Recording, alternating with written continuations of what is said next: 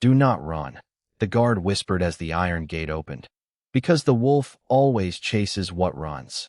Clara Bennett stepped onto the pale sand of the royal arena with nothing but a faded gray maid's dress, worn shoes, and the terrible understanding that nobody intended to bring her back inside. Thousands of voices rolled through the stone stands above her. Nobles leaned forward beneath silk canopies. Servants crowded the highest rows. Clara could hear laughter from somewhere behind the royal balcony, followed by a man calling, "Let us see how useful the little Omega is now." She kept walking. Her hands trembled, but she refused to give the crowd the panic they wanted. At the opposite end of the arena stood a second gate, taller than the first and reinforced with dark iron. Everyone in the kingdom knew what waited behind it. Storm, the Alpha King's legendary werewolf. Clara had heard stories about the enormous silver-gray wolf since arriving at the palace 3 years earlier. They said Storm obeyed only King Alexander Hayes. They said generals lowered their voices when the animal entered a room. Clara had always found that last claim amusing. Wolves did not care about titles. People did. A horn sounded. The opposite gate slowly opened. The arena became silent. Storm emerged into the sunlight, enormous and unmistakable, his silver coat catching the afternoon light as he surveyed the arena. Clara's breath caught. Something about his eyes pulled at a memory she could not place. High above, Alpha King Alexander rose from his throne. At 34, Alexander carried authority without needing to announce it. His dark ceremonial coat was fastened with silver clasps, and the royal crown rested against his black hair. His expression changed the instant he saw Clara standing alone below. "Who authorized this?" His voice carried across the royal platform. No one answered quickly enough. On the sand, Storm began moving toward Clara. The crowd erupted with anticipation. Clara heard someone shout for her to run. She did not. 20 feet became 15, then 10. Clara could hear her own breathing. Storm stopped less than 6 feet away. His ears shifted forward. Clara stared into those pale eyes, and suddenly an impossible memory surfaced. A frightened young wolf hidden behind the royal kennels years ago, refusing food from everyone until a kitchen maid sat beside him for hours without touching him. Clara slowly lifted one hand. "Easy," she whispered. Storm's head tilted. The arena went completely still. Then the Alpha King's werewolf lowered himself onto his front legs and bowed. A collective gasp swept through the stands. Clara could barely breathe. Storm rose again, turned away from her, and raced toward the royal platform. Alexander descended several steps as the wolf reached him. "Storm." The animal looked at his king, then at the crown. Before Alexander could understand, Storm carefully took the edge of the ceremonial crown and carried it back across the arena. Nobody laughed now. Clara stood frozen as the enormous wolf approached, lowered his head, and gently placed the Alpha King's crown on the sand directly at her worn shoes. Storm then sat beside her, shoulder nearly level with her waist, facing the crowd as though guarding the maid they had expected him to frighten. Clara stared down at the crown, then slowly lifted her eyes toward Alexander. The Alpha King was already coming down from the royal platform. He crossed the arena without guards, his attention fixed first on Storm, then on Clara. When he stopped several feet away, Clara expected anger. Instead, Alexander looked at his werewolf with stunned recognition. "He has never bowed to anyone but me." Storm leaned calmly against Clara's side. Alexander's gaze moved to her face. "Who are you?" Clara swallowed and forced her voice steady. "Clara Bennett, Your Majesty. I work in the East Wing laundry." Alexander looked from the faded uniform to the crown resting at her feet. Then his expression hardened, not toward Clara, but toward the silent nobles above them. "Not anymore." Alexander's final words silenced the arena more effectively than any royal command Clara had ever heard. Storm remained beside her, calm and watchful, while the crown rested between her worn shoes like an impossible question. Clara looked toward the royal platform, where several nobles who had been smiling moments earlier now avoided the king's gaze. Alexander noticed. "Close the arena," he ordered. "No one leaves until I know who authorized this." The great doors shut around the stands, but Alexander did not look away from Clara. "Can you walk?" he asked. The question surprised her. "Yes, Your Majesty." He bent and picked up his crown from the sand, brushing away the dust with his thumb. Clara expected him to place it back on his head. Instead, He carried it at his side. Come with me. Clara hesitated. Storm immediately rose. Alexander noticed that too. You are not under arrest. That is reassuring, Clara said before she could stop herself. Alexander's eyebrow lifted. For one dangerous second, she thought she had offended him. Then something almost resembling amusement touched his expression. You have an unusual definition of reassuring circumstances. Clara glanced around the enormous arena. Today has been unusual. Alexander turned toward the royal passage. Storm followed Clara rather than his king. That caused another murmur in the stands. Inside the stone corridor, the noise faded behind them. Two royal guards followed at a respectful distance. Clara became painfully aware of the dust on her dress and the tear near one sleeve. Alexander, meanwhile, kept looking at Storm. How do you know him? I did not know I did. Alexander stopped. He bowed to you. I noticed. Storm does not bow. Clara looked down at the wolf, who was walking close enough that his silver coat brushed her skirt. A memory returned more clearly now. Rain against wooden kennels. A young wolf hiding in the far corner. A bull nobody could convince him to approach. Years ago, there was a young wolf in the royal kennels, Clara said. He had been frightened by a storm and would not eat. Alexander's attention sharpened. Go on. The kennel master told everyone to leave him alone. I was delivering linens. I sat outside his enclosure during my lunch break.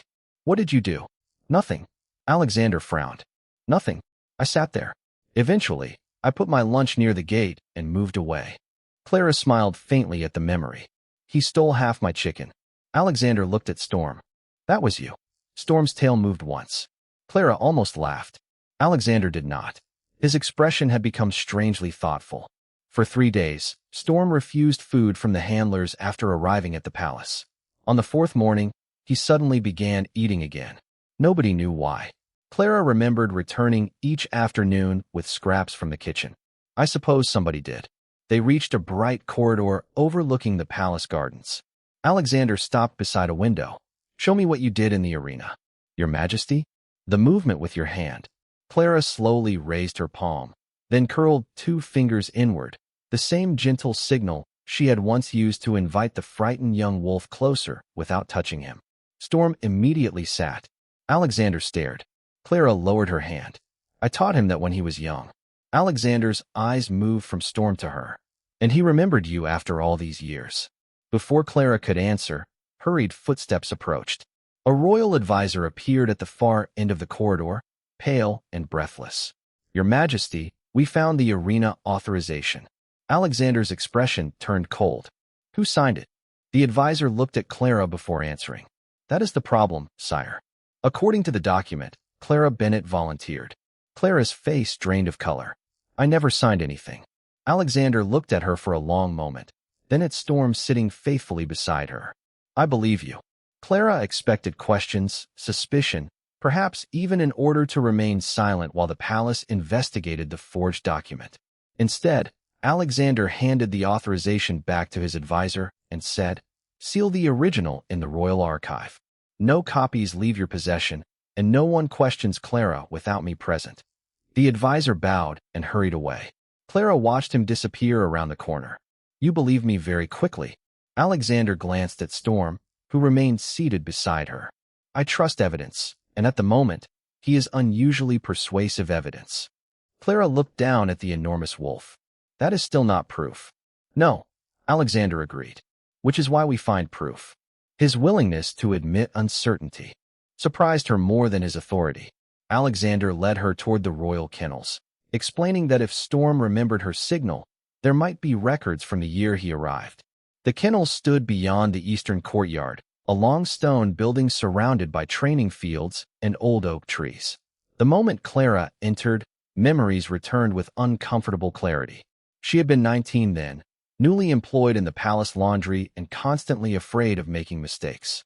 Every afternoon, she delivered clean blankets to the kennels. Storm had been smaller, frightened, and stubborn enough to ignore everyone who approached him. That corner, Clara said, pointing toward an older enclosure near the back wall. Alexander followed her gaze. You remember exactly where he stayed? I spent 4 lunch breaks sitting on that floor. You said 3 days. Clara gave him a sideways look. On the 4th day, he stole my chicken and decided we were friends.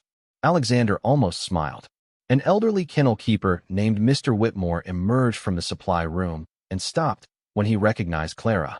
Miss Bennet. Clara blinked. You remember me? You were the laundry girl who kept feeding my most difficult wolf. Alexander turned toward him. You knew? Mr. Whitmore looked suddenly uncomfortable. I knew someone had gotten Storm eating again. I did not know your majesty was looking for her. Clara walked toward the old enclosure and crouched beside the wooden frame. Storm followed and rested calmly near her shoulder. Her fingers brushed a faded carving in the wood. 3 small lines she had scratched there while counting the afternoons she visited him. Then she noticed something else beneath the lowest shelf, a narrow brass tag wedged between 2 boards. Mr. Whitmore carefully removed it. The engraving was faded but readable. East Wing Laundry, Clara Bennet. My old work tag, Clara whispered. She remembered losing it during her first year. Alexander took the tag but did not treat it like a royal discovery. He simply placed it in her palm. It belongs to you. Their eyes met, and for a moment the kennels felt strangely quiet. Clara closed her fingers around the brass. Why does any of this matter now? Because someone forged your name and placed you in that arena, Alexander said. And because whoever did it may have known Storm would recognize you. Clara's expression changed. Then perhaps they did not expect him to frighten me. Alexander went still. What do you mean? Clara looked toward the storage corridor at the rear of the kennels. A memory she had buried years ago surfaced. Voices behind a locked door, men arguing about royal breeding records, shipments, and payments she had never understood. She had left before they noticed her, or at least she had always believed she had. The night I lost this tag, Clara said slowly, I heard something I was never supposed to hear. Alexander's attention sharpened. What? Before she could answer, Storm rose and walked toward an old storage door. He sniffed beneath it, then looked back at Clara. Mr. Whitmore frowned. That room has been locked for years. Clara stared at the door, recognizing the same faded blue paint from her memory. That is the room. Alexander stepped beside her. What did you hear? Clara tightened her hand around the brass tag. Someone inside said the king could never discover what had been changed in the kennel records. Alexander looked at the faded blue door, then at Mr. Whitmore. Who has the key? The old kennel keeper hesitated.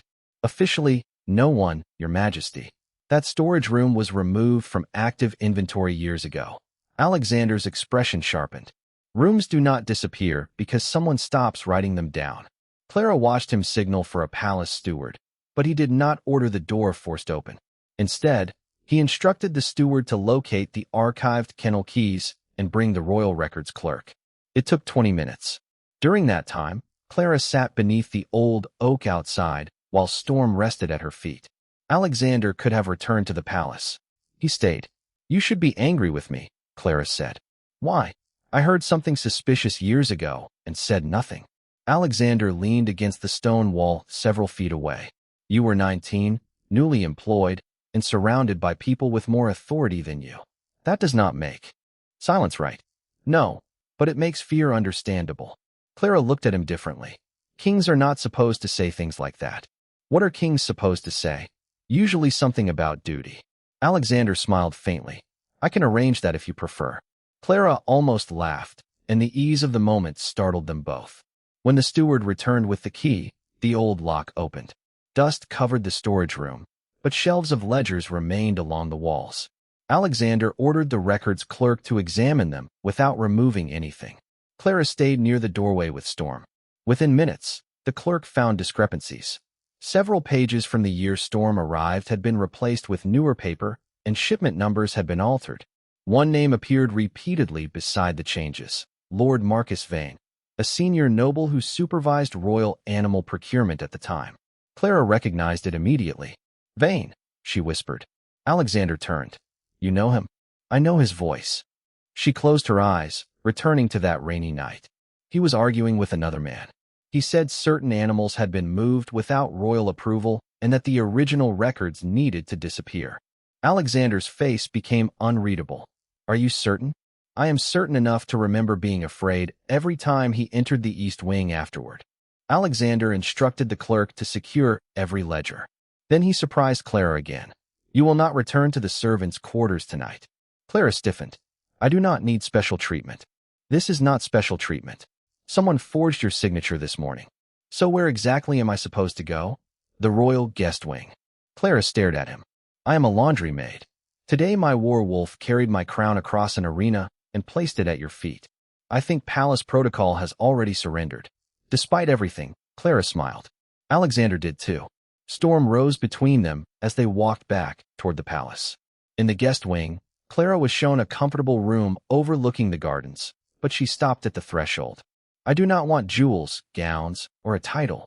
Alexander stood in the corridor. I did not offer them. People will assume I asked. Then people will be wrong.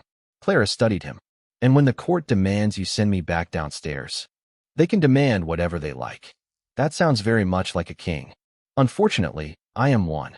Before Clara could answer, a palace attendant hurried toward them carrying another sealed message. Alexander opened it, read 2 lines, and his brief warmth disappeared. What is it? Clara asked. He handed her the paper. The Royal Council had requested an emergency hearing. Clara read the final sentence twice. Lord Marcus Vane had formally accused her of using forbidden Omega influence to manipulate the king's werewolf and gain access to the royal household. Clara looked up. He moved quickly. Alexander's gaze hardened. Which tells me we are finally looking in the right direction. By noon, everyone in the palace seemed to know Clara Bennett's name, and almost none of them knew the truth. Servants lowered their voices when she passed. Nobles watched her from across marble corridors. By the time the Royal Council assembled, whispers had transformed a laundry maid who once fed a frightened young wolf into an ambitious Omega, supposedly capable of manipulating the most loyal creature in the kingdom. Clara entered the council chamber wearing the same plain gray dress she had worn in the arena. Alexander had offered her clean clothing, but she had refused anything elaborate. If Lord Marcus Vane wanted the court to believe she had chased privilege, she would give him no convenient picture to support the lie. Storm walked beside her. Alexander entered moments later, and every council member stood. Marcus remained composed at the long table, silver-haired and elegantly dressed, with the calm expression of a man accustomed to being believed. Your Majesty, he began, my concern is not with the girl personally. Her name is Clara Bennett, Alexander said. Marcus paused. Of course. My concern is that unusual influence has clearly been exercised over your werewolf. Clara felt dozens of eyes move toward her. I taught Storm a hand signal when he was young, she said. That is all. Marcus smiled politely. And we are expected to. Believe the king's famously disciplined companion remembered a laundry maid after years apart. Clara looked at Storm. Apparently, he has a better memory than the palace. A few council members shifted uncomfortably. Alexander almost smiled, but Marcus continued. She entered the arena voluntarily. That signature was forged, Alexander said. An allegation without proof. Alexander placed copies of the kennel discrepancies before the council. Then perhaps you can explain these. For the first time, Marcus lost some of his composure. The royal records clerk described the replaced pages and altered shipment numbers. Mr. Whitmore confirmed Clara's presence at the kennels years earlier. Marcus dismissed both as coincidence. Then Clara spoke. I heard your voice behind the old storage room door. Marcus turned toward her. A frightened servant remembering a conversation from years ago is hardly evidence. You said the original records had to disappear before the king discovered what had been changed. Silence settled over the chamber. Marcus leaned back. Convenient. Alexander's hand tightened against the table. Clara recognized the change in him immediately. He was about to end the hearing by royal authority. Part of her wanted him to. It would be easy to stand behind an alpha king and let his power silence every accusation. But easy was not the same as right. Clara touched his sleeve lightly. Do not. Alexander looked at her. He is accusing you publicly. Then let me answer publicly. I can stop this. I know. Clara held his gaze. But if you order everyone to believe me, they will say I survived because you protected me, not because I told the truth. Alexander went quiet. Slowly he sat back. Continue.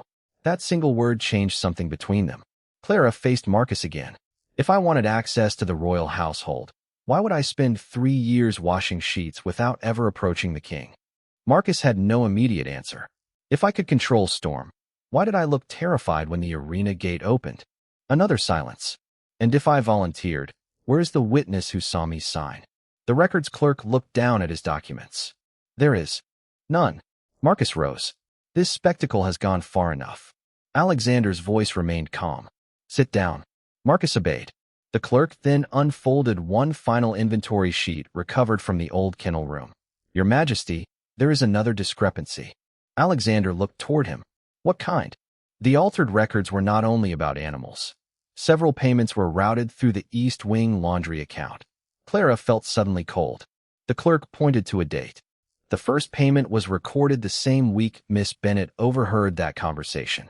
Alexander looked at Clara, then at Marcus. So someone did not choose her for the arena because she was insignificant. Clara finally understood why a forgotten maid had suddenly become useful as bait. Marcus had remembered her long before Storm did. The council chamber remained silent until Alexander ordered every ledger, payment record, and arena authorization placed under royal seal. Marcus Vane tried to object, but Alexander did not need to raise his voice. You will remain available to the council until this investigation is complete. Marcus gave Clara one unreadable glance before leaving under supervision. Only after the doors closed did Clara realize how tightly she had been holding the brasswork tag in her hand. Alexander dismissed the council and walked with her into the quieter western gallery. Storm followed between them. You should stay in the royal wing until this is finished, Alexander said. Clara stopped beside a tall window. Should? Alexander noticed the question immediately. I would prefer that you stay. That sounds different. I am learning. Clara looked out over the palace gardens. Everyone downstairs thinks I manipulated your wolf. Half the court thinks I manipulated you. If I move into the royal wing, what do you think they will say tomorrow?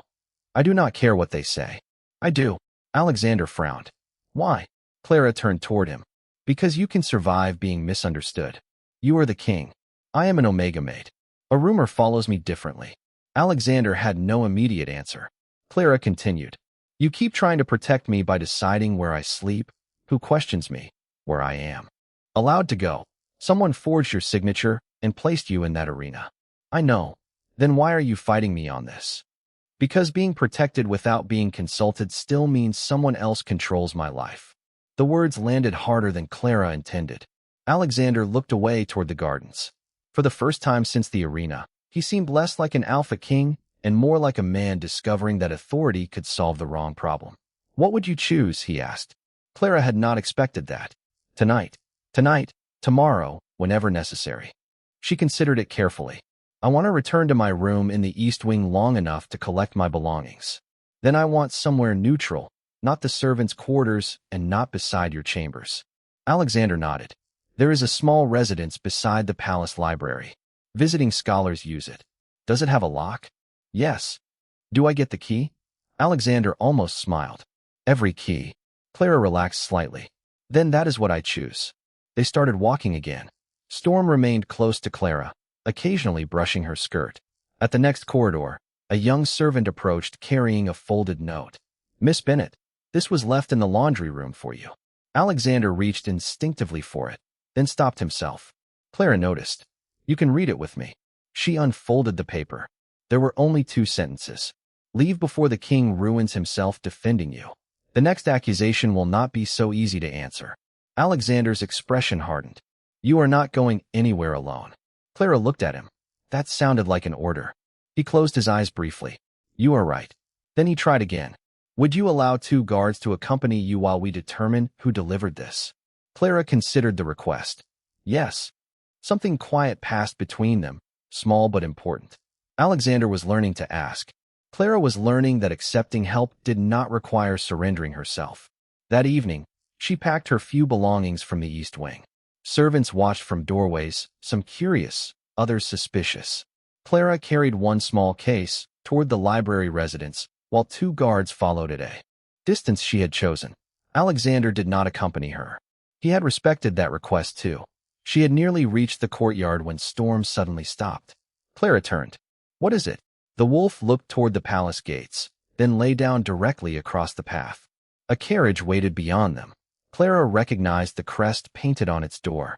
It belonged to Marcus Vane. A palace clerk hurried from the gatehouse, carrying fresh documents. Miss Bennet, he called. Lord Vane has submitted another statement. Clara took the papers. Her eyes moved across the first page, then stopped. Marcus was no longer claiming she had manipulated Storm. He was claiming something far more dangerous to her reputation, that Clara herself had altered the old laundry accounts years ago. Alexander arrived moments later and read her expression. What did he do? Clara handed him the statement. He changed the story. Alexander read it, anger flashing across his face. I can end this accusation tonight. Clara met his eyes. No, Clara. You asked what I would choose. She straightened, holding the accusation in both hands. I choose to prove him wrong myself. Clara spent most of the night at a narrow desk inside the library residence, surrounded by copies of laundry accounts, supply receipts, and employee schedules from 5 years earlier. Alexander had offered the royal archivist. Clara accepted. He had offered 3 additional guards. She declined. He accepted her answer without argument, which somehow mattered almost as much as the investigation itself.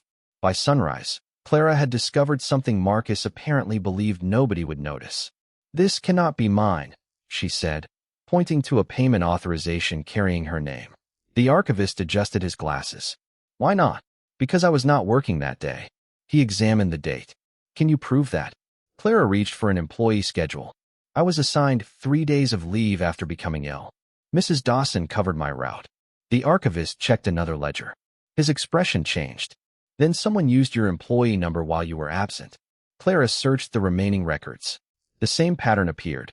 Repeatedly, payments connected to altered kennel shipments had been routed through laundry workers who were sick, traveling, or no longer employed. Clara was not the criminal. She had been one convenient name among many. By mid-morning, Alexander joined them. He stopped at the doorway rather than entering immediately. May I? Clara looked up, surprised by the question. You are asking permission to enter your own library residence. I was told someone dislikes kings making assumptions. Clara smiled despite her exhaustion. Come in. Alexander listened while she explained the pattern. He did not interrupt. When she finished, he looked at the archivist. Can this be independently verified? Yes, Your Majesty. Do it. Clara stood. There is something else. She placed Marcus's accusation beside the records. He knew which account to blame because he already knew how the payments were hidden. Alexander's expression hardened. Then his accusation may have exposed him. Not enough to prove everything. No, Alexander agreed, but enough to keep digging. Clara looked through the window toward the palace gates. I think I should leave. Alexander went completely still. Because of the note? Because every day I remain here, another rumor becomes attached to your name. His old instinct appeared in his face before he controlled it. And if I ask you to stay? I would ask whether you wanted me safe or simply where you could see me. Alexander absorbed that quietly. Clara picked up her small case. I need space to decide what happens after this investigation. I have spent years being told where servants belong. I do not want royal kindness to become another instruction. Alexander nodded once. Then I will not stop you. Clara had expected resistance.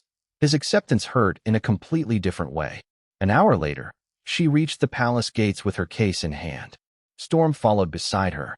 Alexander walked several steps behind them, but stopped before the gate. Storm, he called gently. The wolf turned toward his king. Alexander gestured toward the palace. Come. Storm looked at Clara, then back at Alexander. He walked halfway toward the king before stopping. After several seconds, he returned to Clara and lay across the road directly in front of her case. Clara stared down at him. Storm. The wolf rested his head on his paws. Alexander approached slowly. He has never refused that command. Clara looked at him. Maybe it is not a command he is refusing. Alexander's gaze moved from Storm to Clara. For years, everyone around him had stayed because rank demanded it. Storm could not be bribed by rank. Clara could not be ordered into trust. The realization softened something in his expression. You were right, he said. About what? Protection without choice. Clara waited. Alexander looked toward the open gate. If you leave, I will respect it. If Storm chooses to follow you, I will respect that too. Clara's eyes widened. Storm was the king's closest companion. You would let him go? He is loyal to me because he chooses to be. Alexander met her eyes. I am beginning to understand that is the only kind of loyalty worth having. Before Clara could answer, the royal archivist came running across the courtyard with a sealed ledger in his hands. Your Majesty, Miss Bennet, we found the original payment register. Clara turned. The archivist stopped before them, breathless but smiling. It contains Lord Vane's personal authorization on every altered transfer. Alexander looked at Clara, but he did not tell her what to do. Your choice, he said quietly. Clara looked at the open gate, then at the ledger that could finally clear her name. Slowly, she set her case down. Then I choose to finish this. By afternoon, the same council chamber that had questioned Clara was filled again. But this time, she entered carrying evidence instead of defending herself against rumor. Storm walked at her side, while Alexander followed several steps behind, deliberately giving her the space to enter first. Marcus Vane was already seated beneath the tall windows. His confidence faded when the royal archivist placed the original payment register on the table. This ledger was recovered from a sealed archive cabinet, the archivist explained. The paper, ink, dates, and accounting sequence correspond with the original records. From 5 years ago. Marcus leaned back. And what exactly does that prove? Clara opened the ledger to the first marked page. That my name was used while I was homesick. She turned another page. That another laundry worker's number was used after she had already left palace employment. Then another. And that every altered transfer was personally authorized by the same office. She pushed the ledger toward Marcus. His signature appeared beside each payment. The council chamber became completely silent. Marcus looked toward Alexander. Your Majesty, surely you do not intend to accept the interpretation of a servant over a member of your council. Alexander's expression remained calm. I intend to accept evidence. Clara continued before he could say more. The false payments had changes to kennel shipments. When I overheard the conversation years ago, I became a witness without understanding what I had witnessed. Someone remembered me. When the old records were at risk of being discovered, my signature suddenly appeared on an arena authorization. Marcus shook his head. Speculation. The royal records clerk stood. There is more. He produced the arena document and a personnel register. The authorization was filed using an administrative seal assigned to Lord Vane's office. Marcus's face finally changed. Many people had access to that seal. Then there will be a full inquiry, Alexander said. And every person with access will testify. Marcus looked around the table, searching for support that no longer existed. This kingdom is allowing itself to be embarrassed by an Omega maid and a trained animal. Clara felt Alexander shift beside her, but he did not intervene. He had promised to let her speak. No, Clara said quietly. The embarrassing part is that you assumed nobody would listen to a maid. Marcus stared at her. You thought my position made me invisible. You were almost right. Storm moved closer to Clara and sat beside her. But invisible people still remember. The council voted unanimously to remove Marcus from his authority while the investigation proceeded and to clear Clara of every accusation connected to the forged accounts and arena. Authorization. Alexander could have ended the matter with a decree. Instead, he allowed the evidence to do what his power could not. Restore Clara's name publicly. When the chamber emptied, Clara remained beside the long table, staring at the ledger that had haunted her life without her knowing it. Alexander approached. The royal household owes you a formal apology. I would rather have better record keeping. He laughed softly. That can be arranged. Then his expression became serious. The guest residence remains available, but there is no obligation attached to it. You may return to the East Wing, remain there, leave the palace, or choose somewhere else entirely. Clara studied him. You are getting better at this. At being king? At not deciding for me. Alexander smiled. That is considerably harder. Clara looked toward Storm. I noticed. Alexander reached into his coat and removed the small brass work tag she had found at the kennels. You left this in the archive room. He placed it in her palm rather than fastening it to her clothing. Clara closed her fingers around it. Once, the tag had identified where she belonged in the palace hierarchy. Now it felt like evidence that she had survived being overlooked. There is one more thing, Alexander said. Tomorrow the court will gather in the royal hall. Your innocence will be announced before everyone who heard the accusation. Clara raised an eyebrow. And afterward? Alexander looked directly at her. Afterward, Clara Bennett. Nobody chooses your place for you. The next morning, Clara stood outside the royal hall wearing a simple blue dress she had chosen herself. It was not borrowed from the royal wardrobe, and it carried no jewels, ceremonial ribbons, or symbols of rank. The small brass laundry tag rested safely in her pocket. When the doors opened, hundreds of faces turned toward her. Some belonged to nobles who had watched from the arena. Others belonged to servants who had once passed Clara in the corridors without learning her name. At the far end of the hall, Alexander stood beside the throne with Storm near him. Clara expected a servant to announce her. Instead, Alexander stepped forward. Clara Bennett. Her name traveled through the hall without a title attached to it. Clara walked toward him alone. Storm saw her coming and immediately crossed the polished floor. A few people laughed softly when the enormous wolf greeted her with obvious happiness. Then Storm noticed the royal crown resting on a velvet cushion beside Alexander. Before anyone understood his intention, he carefully lifted it and carried it toward Clara. Alexander stared at him. Storm. The wolf ignored him completely. Clara covered a smile. I think we have established how effective your commands are around me. Several people nearby tried not to laugh. Storm reached Clara and placed the crown at her feet exactly as he had in the arena. This time, nobody mocked her. Nobody shouted. Nobody expected her to be afraid. Clara looked down at the crown, remembering pale sand beneath worn shoes and thousands of strangers waiting for her humiliation. Alexander approached slowly. He seems determined to make this a tradition. It is an inconvenient tradition, especially for the person who has to wear that. Alexander bent and picked up the crown. But instead of placing it on his own head, he held it between them. Then he turned toward the court. He formally announced that the investigation had cleared Clara of every accusation, that the arena authorization had been forged, and that Marcus Vane had been removed from royal authority pending final judgment by the council. More importantly, Alexander ordered the palace employment system reviewed so that no servant's identity could ever again be used without accountability. When he finished, the hall applauded. Clara thought the ceremony was over. Alexander looked at her. There is something I did not include in the announcement. That sounds dangerous. Possibly. His voice softened. When Storm chose you, I thought I needed to understand why. Then I thought I needed to protect you. You taught me those were not the same as knowing you.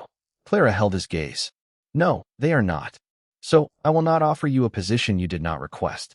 I will not give you a title to replace the one other people assigned you. And I will not ask you to remain. Because a king expects an answer.